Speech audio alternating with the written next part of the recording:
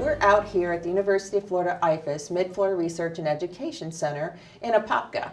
And today we will be chatting with Heike Kattetrain about his economic studies that he does in relationship to the horticulture industry. Heike, thanks for joining me today. Thank you, Liz. Go ahead and tell us all about this fascinating research that you do. So here at Consumer Behavior Lab, we try to integrate biometric measures such as visual attention, facial expressions, to gain further insight into consumer preferences for horticulture products and services. For example, here you see a mobile eye tracking device and stationary device. So these are used to collect data, visual attention data, to understand what part of the image or label the consumers are looking at when they make decisions. So this kind of information is useful for the green industry stakeholders, including growers, designers, merchandisers, retailers, to understand what is it that the end consumer likes and prefers so that they can optimize their products accordingly. That's fascinating. So tell me how the process works. How do you get people to participate in this type of research? So we recruit participants for our studies from the local area. We announced the study, and there is compensation to participate in those studies. So once they are recruited, then they read the consent form, and once they agree with the consent form, then they proceed to the study. We describe the procedures, and so as they go through some of the product choices and they make their selections, we're able to record their eye movements, what part of the image they looked at.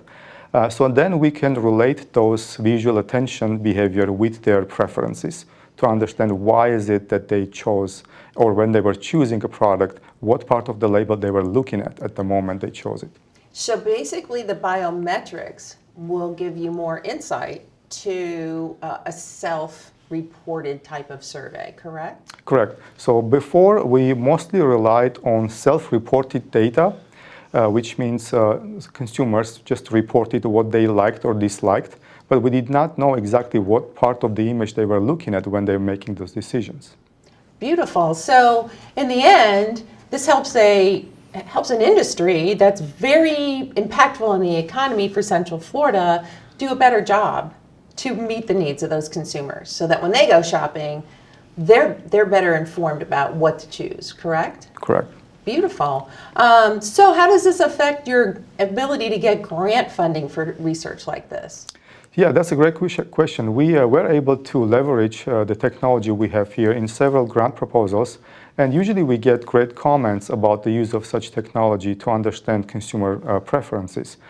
There were at least 3 grants at federal and state levels that were funded, not partially due to the technology that we incorporated into these proposals. That's fascinating. Heike, I want to thank you for taking the time to chat with us today and give us some insights on cool technology and how it can affect a traditionally agricultural product. You know, it's like really, really cool to know that we have technology aiding us in decisions. So thank you so much. Thank you for having me. You're welcome. Wow, that was fascinating, and I learned a lot from Dr. Kattetrain today. I hope you did too.